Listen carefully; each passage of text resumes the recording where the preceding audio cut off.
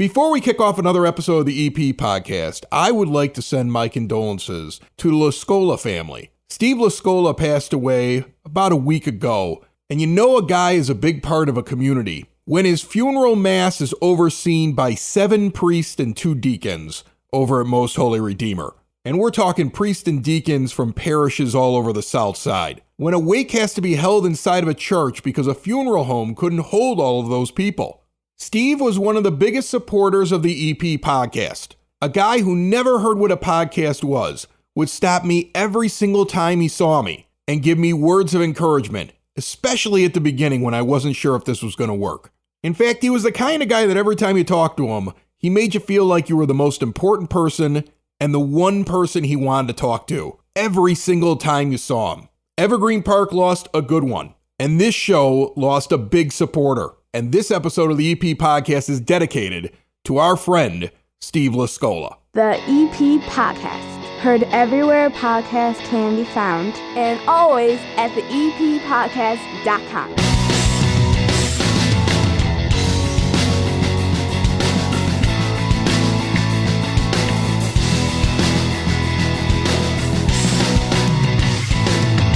Belly on up to the 9-foot homemade oak bar and pour yourself a cold one. My name is Chris. Hannah's here as well, and this is the EP Podcast. 30 minutes of good in a world of dumb for Evergreen Park and the surrounding area. We have a packed show, a show delayed by one day because I spent the weekend laying around the house on painkillers and muscle relaxers. The story of how that happened and my failed attempt to medicate myself later on in this program. We're going to talk fire safety, 911, and much more with a lieutenant from the Evergreen Park Fire Department. And Gavin Yeaman from Public Works has a lot of news on a lot of things going on around Evergreen Park. Plus, he's giving a really big thing away to a lot of Evergreen Park households. It's all brought to you by the First National Bank of Evergreen Park. They're my bank. They should be your bank. I'm going to tell you, laid up for the last couple of days and injured, unable to go anywhere, unable to drive anywhere. The online tools allowed me to continue to run my business while laying on my back. I could keep track of all of my accounts, the personal accounts, the business accounts, the kids' accounts. They've got the junior savers accounts. I got teenagers that started jobs. They're getting direct deposits put in. I can check on everything with the touch of a button. They got a brand new app as well. Plus, there's no overdraft charges. So if I would have screwed up, if I would have been too doped up on muscle relaxers to remember that I had something coming out and not put the money in to cover it, there's no overdraft fees anymore at the First National Bank of Evergreen Park. And once I can actually drive a car again, man, I hate being injured, can you tell? I can go to an ATM anywhere and there's no ATM fees. See them today, corner of 95th and Pulaski, that big iconic building, the First National Bank of Evergreen Park.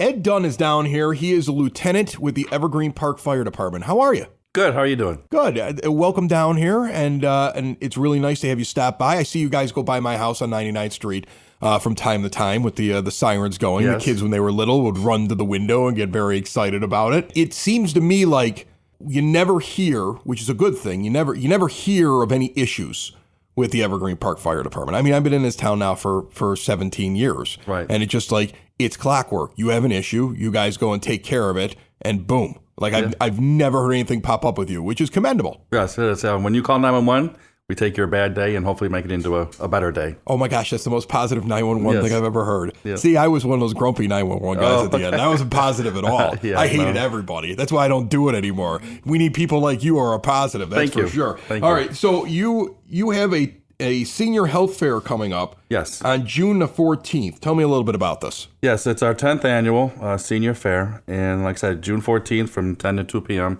at the firehouse. We take all the fire trucks out of the firehouse and we put up 70 tables. So I invite organizations that deal with senior issues, whether it be health issues or residential places to live. So organizations like that. And then we invite the seniors and they come out and get any information that they're looking for. They hopefully will supply it for them. I see you have an entertainment hour in the middle of this thing. Yes, we have. Are we partying at the firehouse? We're going to have a little party. No, we have the recreation department has the double nickels. They have the chorus that will sing for an hour, and then we also have the dancers that will dance for an hour. And they're all senior citizens, and they come and entertain the people that are there enjoying a box lunch that we provide for them. So we have a little entertainment there also. And you have a little raffle I see there Yes, as well. yes, Yeah. we do have we ask the organizations to give a $35 either raffle, a gift card, or some type of gift for the seniors. So yeah, every organization that we have participate, we ask them for a raffle prize. So we have something to give back to the seniors. Is it important to make a connection with the older members of our community? Because, well, I mean, the first example I can think of is I had a guy who lived next door to me who never wanted to call. Right. He was too Yes. proud. His wife was very ill. He didn't want to put her into hospice care. He's taking care of her. He's frail. She would fall out of the bed. He'd be knocking on my door. He'd be like, "Can you help me get her back in there?" And I would always tell him, "I'm like, I'll help you. But if you call these guys, they're professionals. Correct. They come over. It's not embarrassing, but there's a fear of calling, asking for help, and then the neighbors are sitting there saying, "Oh, there was an ambulance in front of John's place again," right? Yeah, there is a certain amount of fear, and also they don't want to bother us. Yeah. I mean, we're there for your help. If you need help, you call us, and we'll be there to help you out. Whether it be for first aid, picking you up off the ground, that's our job to do. You're paying taxes for that. So we get that a lot, that we're afraid to call. We don't want to bother you, and it's least from our worries. We're glad to do that service for you. Folks, let me tell you something. Firemen are heroes, and they go and they do, really hard jobs. But I once spent 24 hours at a firehouse because my uncle was a fireman, okay? They get a lot of downtime, too. You're not bugging them, all right? They can pause the TV now when it's time to come out and get you if you need some help. If you need help, call. I used to run into that when I was doing, 911. I'd have somebody who call in on a non-emergency line. And what they had was an actual emergency. And they had to wait like 5-6 minutes till I picked up the phone because I'm taking the ones that are red and blinking and are emergencies, and I get to them when I have a chance. And then when they would tell me what was going on, I'd be like, "That's an emergency. You should have called 911. Well, is that something you guys go over a lot when you talk with these groups? The secretaries receive a lot of calls from residents saying, "I need the ambulance." Well, then call 911. Why are you calling the firehouse, the non-emergency number? You're having an emergency, so call 911. That's what it's there for. But yeah, we do get a lot of calls from people just calling the firehouse. Say, "Well, we're embarrassed. We're afraid to call." I said, "No, that's why the number's set up like that, to help you when you need help." Is it a good general rule that if you're sitting there at home and you're thinking to yourself, well, they're going to have to bring a truck or they're going to have to bring an ambulance, then it's a 911 call? Yes, absolutely. That we're there to help. It does. And if you don't need our services, then we'll just turn around and go back. We don't have to be there. Right, they get a ride in the truck. Exactly. The kids in the neighborhood love it. But we bring the truck with us for extra help, extra pair of hands. So if the paramedics need more help with carrying equipment or carrying the stretcher, that's why we have the fire engine or fire truck follow the ambulance, so that it's just extra pair of hands to help the paramedics with what they need to do. So what is the Evergreen Park Fire Department make up? Is everybody full time? Do you get people that come from outside of Evergreen and they're doing it part time because they're at another firehouse as well? Like I know that every suburb does things differently. I don't think everybody in Evergreen understands exactly how it works here. Okay, for us, we are a part-time department. Okay, we're not full time. So full time stipulates that you're at the firehouse. Firefighters at the firehouse 24 hours. Then he's off 2 days. Then he's on for 24 and he's off. So throughout the whole year, that's the way it works. yeah. For us, it's part-time. We start at 6 o'clock in the morning till 6 o'clock at night. We have 10 firefighters on shift. Then another group of 10 firefighters come from 6 p.m. to 6 a.m. So we have 2 shifts every day. So we're considered part-time fire department. One of the other things I don't think people get, which also could be a reason why they get afraid to call, is that you're not the only fire department that can respond to Evergreen Park. Correct. You back up the other suburbs. Yes. They back you up. Right. So it's not like you're taking up the only ambulance in town when you have a problem, Yes, because you guys will go dive into other suburbs when they need help, just like they come over and help you out. Yes, we have a system called the mutual box alarm system, that if another incident gets bigger than what the fire department can handle, they will call for help. And when we get that notification, then we go help other communities. So we've been in Chicago, we've been in Oak Lawn, we've been in Blue Island. We just go wherever they need us. And the same thing occurs to us. If we have a big incident, we call for help. Other fire departments will help us. We got summertime here. What's the most common call in the summertime? The people screwing around with their grill, not doing it right, fire pits. What do we normally People get? taking shortcuts. Yeah. They can get away with something a little bit cheaper, or just being stupid. And that keeps us in business, that keeps us in business. So most of the time, right now, we're doing a lot of lift assist where people are falling. And you're trained to do that. That's the other thing. That's right. When I would go over and help out my neighbor, I wanted to help. My urge was well, he needs help. I got to go over there and help him. And then I'd be like, man, I just screwed up my back doing this, and I'm doing it on my own. And you guys come in, you got equipment, you got a system, you guys do this professionally. You're trained to do it. Correct. That's why I looked at him. I was like, this is when you call them. Exactly, and that's what we're there for, is the calls. Because you already have one patient, why make two? Because if you're not capable of lifting that person up because of their weight or not having the right techniques, we have that. We're capable of that. We do this day in and day out. So we know how to lift and where to hold somebody when we do lift them up. All right, I'm going to ask you a question here. I don't know if you got the technical answer, but since I have you here, we all know we're supposed to pull to the right. Yes. When we see the lights and sirens. We're all supposed to stop our cars. And don't stop across an intersection. They may be trying to turn through that intersection. Correct. Okay, but you guys have to deal with the trains, and you got to deal with a couple of stoplights where it can get pretty crowded, especially at that intersection at 95th Street. So you're coming down the street, and it's crowded, and it's rush hour, and you end up behind a car. You're waiting for them to go through the red light and get out of the way, right? Yes. Because I think people panic when that happens. If they pull up behind you, they're waiting for you to go. They got a siren. Don't worry. Just go through. Be safe. But that's what you're expecting them to do at that point, right? We also have a system called Opticom. There's a sensor on each of the stoplights. Right. That we have a sensor on our vehicles that triggers that. So the direction that we're going turns green, and every other direction is supposed to turn red. You can push it through. Right. Yeah. So that gets us through the intersection, hopefully in a safe manner. Some people get excited about that. They see us coming in like that, and they don't know exactly what to do. But you're correct. You pull over to the right, and then that's when you stop. A lot of people try to race us. They try to beat us to the intersection that we're going to, or they just stop right in the middle of the lane, just right in the lane, and we have to go around them. So it's very challenging to be a driver of a fire apparatus because, again, we don't know what they're going to do in that vehicle, but what they're supposed to do is pull off to the right and then stop. Yeah, get out of the way. That's all you got to do. It takes you 2 seconds. You get out of the way. Exactly. And then they go by, and because guess what? You're going to lose against the fire truck. Mm-hmm.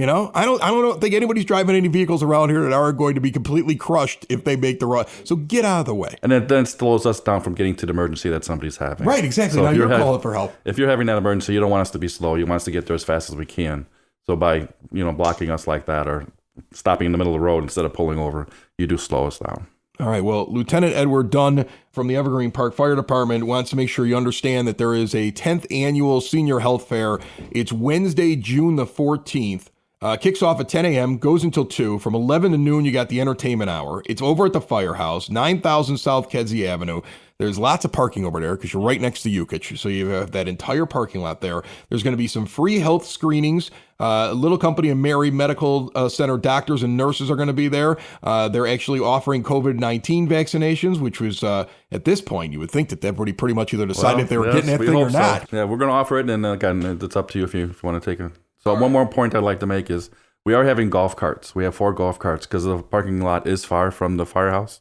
So we have 4 golf carts that the firefighters will have so that we can get you from the parking lot to the firehouse instead of having to walk that and be tired and not be Which able is a to good idea because if you got a lot of seniors, yes, absolutely, you're going that's to what we're have way dealing more with. handicap placards than you have spaces that are so handicap we do have golf spaces. carts available to bring you from the parking lot to the firehouse and then the firehouse to the to the parking lot. So we do provide that. Excellent. They've thought of everything. Lieutenant Dunn, you're welcome back anytime. I really appreciate you coming down here and talking with us. Thank you very much. Have a good day. Building relationships, supporting the community, and service. These are the things that Country Financial stands for. They're more than just an office you may pass by as you drive through Evergreen Park. They're neighbors who lend a helping hand and support the fabric of your community, including charitable organizations, sports, financial education, and civic organizations. And since Country is already your neighbor, they want to get together and chat. Call your local Country Financial representative, Mike Thauer, today at 708-425-1559 to talk about the things that are important to you and how he can help you protect them. Gavin Yeaman is back. He is, well, I don't want to call you the tree guy, but that's what I always think of you as. You do a lot more for Evergreen Park's Public Works Department, though. How are you? I'm good. But you do take care of the trees. That is one of my responsibilities, right? Yeah. I mean, I had a tree at the end of my driveway, and I was like, this thing's blocking my view. And Gavin's like, that's sitting there in that little space between the sidewalk and the street. We'll trim that for you. Boom. done. And then I had somebody else who, like, my kid was mowing a lawn for her. She had a tree that was sitting, again, in that spot between the sidewalk and the street. So that's really the village's trees. Right. And there was something wrong with the tree. And she had brought out a guy who was sitting there looking at the tree for her, who was going to give her this huge bill. And I was like, you should call the Public Works Department because they plant new trees and they replace the ones that have problems and they'll come take a look at the thing. And then later she reached out to me and she's like, yeah, that was a good tip. I don't think people realize that those trees, like they can reach out to you if they have an issue, right? Right. Those trees that grow on the parkway, which you mentioned between the street and the public sidewalk, those are the responsibility of the village. So it might not always be as fast as we might like to get to it, but we'll definitely take a look at it and do whatever needs to be done to the tree. Yeah, she had a guy who was going to charge her all kinds of money. It was like a private tree guy. And I looked at her like I was picking up his lawnmower and helping him out, the kid. And she had this guy there and she came over to start talking to me about, thanks for bringing him over here to cut the lawn. And I was like, what do you do with the tree? And after she was done, I was like, call Evergreen Park. That's theirs. And she was like, really? I'm like, you don't want to pay $1,200 to fix that. Right.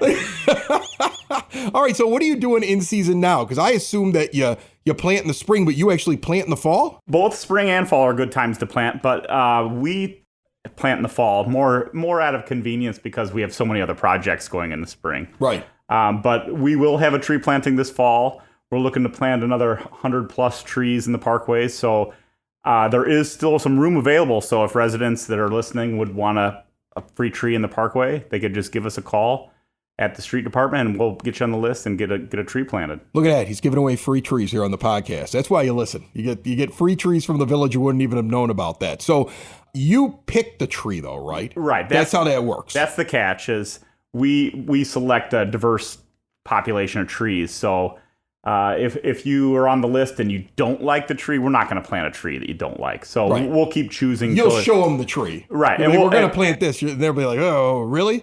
You don't plant any of those ones with the silly whirly birds, right? Well, those are silver maples, and they're not on our list. Good. But there are some maples that still have a Samara seed head that does drop, but it's not quite as invasive as the whirly bird. Yeah, those things drive me nuts. They're all over my lawn. They're in my pool. They're the worst. I thought they were cool when I was a kid. Throw them up in the air, watch them come down. Now I hate them. Sure. Okay. Yeah, sure. Definitely. Okay. So what big projects then are you working on now? Because you mentioned you got a lot that goes on. That's why you wait till fall. Right. Currently, there's a 99th Street resurfacing going on from Western to California. When that should be wrapping up here in the next couple weeks. So the disruption there is about over. So it looks like they're moving quick. I've gone by it a bunch of times. My sister lives right on the other side of Western in Beverly.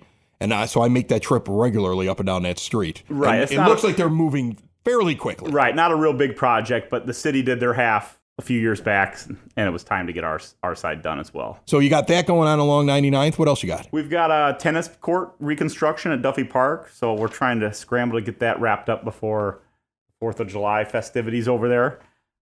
So that'll be tennis and pickleball, new court over at Duffy. The pickleball explosion continues. Yes, it does. I saw you doing that over there, and I was like, there's probably some pickleball involved in this whole thing. Definitely some pickleball. Yeah. Just that at Duffy, and then this fall we have, hopefully we can get started on Veterans Park, which is 97th in California. We're going to do a little renovation on the playground there. Do you ever get like people who suggest a specific thing they'd like to have in the park?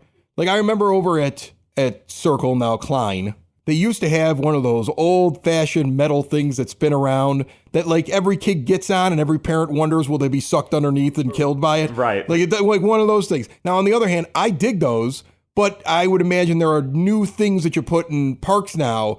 Do you ever get people that suggest, like, hey, I saw this at a such and such park. Can we get that over here? Yeah, we do get that. And with the last few renovations we've done, I believe Mayor Burke's kind of had some vision boards out there and let people kind of vote and put their input on which things they would like. What do people like the most? Do you know? You know, it's all over the board. Like I said, it's kind of a complete design. We have companies give us a rendering, and then people can kind of look at which rendering they like and cast their vote. You're busy out there. We've got a village-wide street patching, so we're not doing any large-scale paving like we did last summer when I was here talking to you, but we're going to have some patching, some bad spots around town. So if there's a bad spot, if it's likely going to be on that list. So yeah. But if somebody sees something, should they reach out to you? They could assume that it's probably already... If it's real bad, it's probably already on the engineer's radar. But if you have something, you could call us and we could take a look and see if that's something that he would put on the project. Is it something that you guys drive around and like look for? You're like, you know what?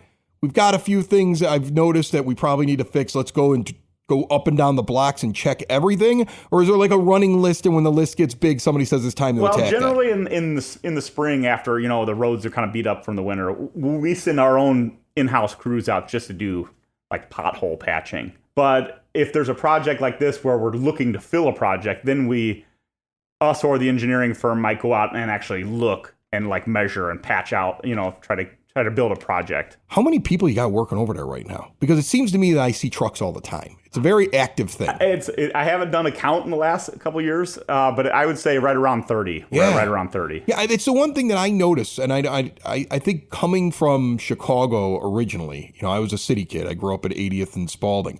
I never saw as many Chicago Public Works trucks moving around. I don't know if it's just because the city was bigger or whatever, but then again, this place is kept up a lot better.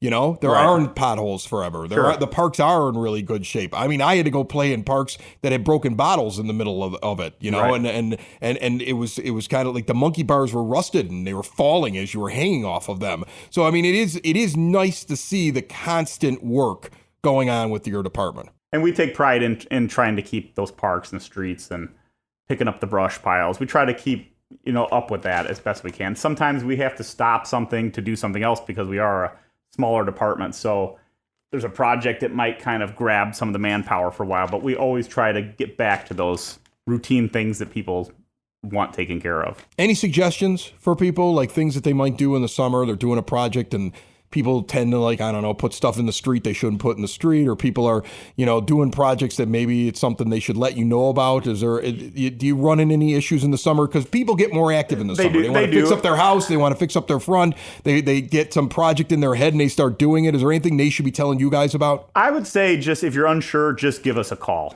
Yeah. And even if it's something that we don't think Waste Management will pick up and we can pick it up for you or help you out, we'd be happy to. As long as it's, we're not picking up like a semi-load of something out, but call ahead is my advice. All right. Gavin Yeaman, you reach out. Is there a number, or do you just look at the website? Look at the website. All right. You can get any different number. Go to the website. If you have any questions, you need a tree. He's giving away free trees. That's the headline here. I'm going with that. There's free trees. Yeah, and they're gonna pick the tree for you, and then it sounds like if you don't like it, they'll try to work with you to find you another tree. But they got lots of trees that they want to plant. I think it's great that they have that initiative where they just you guys keep putting in more and more trees. You keep the area beautiful, and you're maintaining them as well. So remember that those trees on the parkway between the sidewalk and the street, basically all that stuff there, that's theirs. Except for some reason, I still have to mow the lawn. I don't understand that.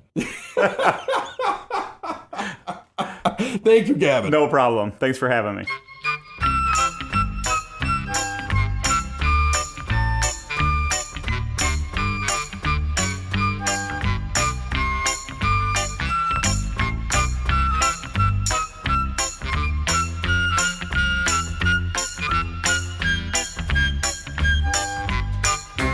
It is now time for your EP podcast Word on the Street, brought to you by Cool Clouds Vapor Shop. Quitting smoking is hard, and Cool Clouds wants to offer you an alternative. Great CBD products, a full taster bar, and that brand new location on the northeast corner of 95th and Kedzie. See everything they have to offer at coolcloudsvapor.com. Details about the Evergreen Park Independence Day Parade are coming out. The parade kicking off at 95th and Springfield, 6:30 p.m. on Friday, June 30th, going into a very long 4th of July weekend. Fireworks will follow at Duffy Park at approximately 9 p.m. and the EP podcast will be along 95th Street. Keep listening to get all the details and what we will be doing. This is the 53rd annual Independence Day Parade, and if you're looking to participate, there's still time. If you are a hometown hero, veterans and active military are invited to lead the parade with their families. Contact the Rec Department, 708-229-3373 to participate. And we just had Lieutenant Dunn on from EPFD. Guess what?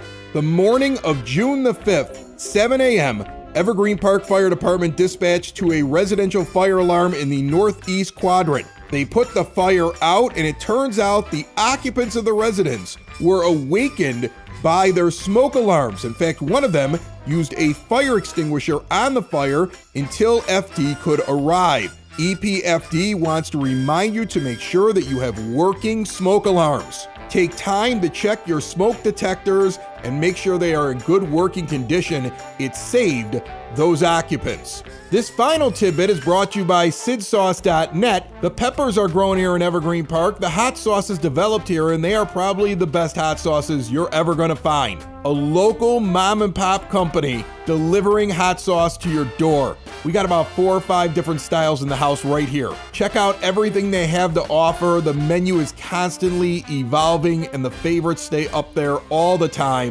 SidSauce.net. Each and every Thursday night, the EP podcast goes live on YouTube and Facebook. This past Thursday night, the show did not make it all the way until 9 p.m. after its 8 p.m. start time. My back was one issue, and we had some tech issues here with the internet. All of that should be fine for this Thursday, so make sure you check us out. I think YouTube's the easiest because you can put YouTube on most of your streaming services on your TV. Just have to search up the EP Podcast channel or check all of our social media. The links are on there the day of the show. 8 p.m. kickoff on Thursday. I want to play the interview with the StingRays that we had on the last live show. That's the band playing Klein Park for free, part of the summer concert series this Sunday, the 11th, which hopefully my back will be better and I'll be able to attend by then after completely messing it up. Sometimes you do the stupidest thing and you'll throw your back out. Well, this was a dad saving his child. That's what this was. You were saving? I was. We were putting the big giant ladder that goes into the pool.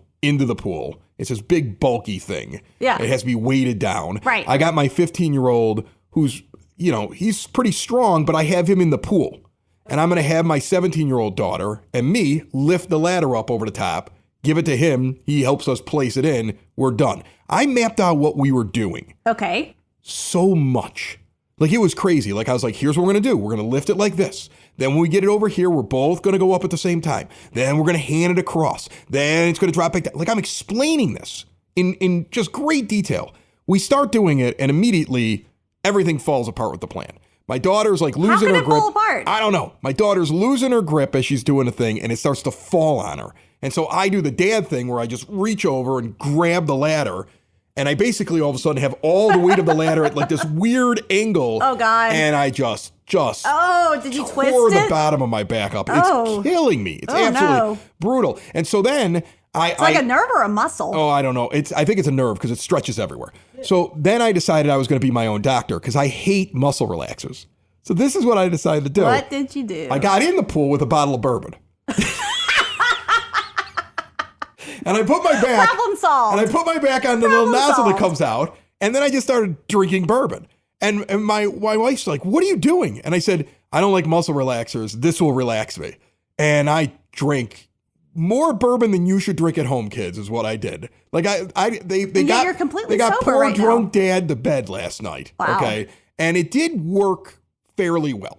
Like, I mean, it did. I am better today than I was yesterday. It really did loosen up the muscle. I don't know if I should recommend it. I'm not a doctor. Yeah. Maybe you should see your doctor. Maybe you should get muscle relaxers. Maybe you should get some heat. bourbon. I was like, Maybe you get some bourbon. I'm going to kill it with bourbon. Is what I was going to. That's where I went. That's what I did. I killed it with bourbon. I wonder if our guest here, seeing as how they're both in a band, I wonder if they've ever killed anything with bourbon before. We're going to bring them in. We have Frank Rowley and we have Greg Favada. You guys are playing June 11th at Klein Park in Evergreen Park. It's a free summer concert. They're doing a bunch of these, and I think they're mixing them up which parks they're going to be doing them at. But the first one here is on June the 11th.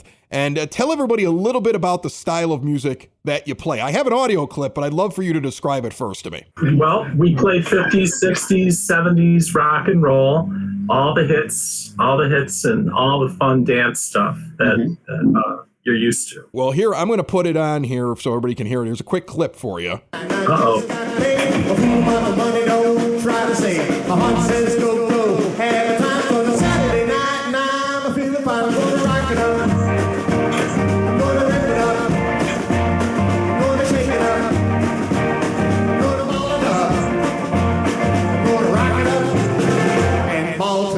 All right, so who's doing the singing? That's our drummer, Al. The drummer Drummers, sings? like cowboy mouth style?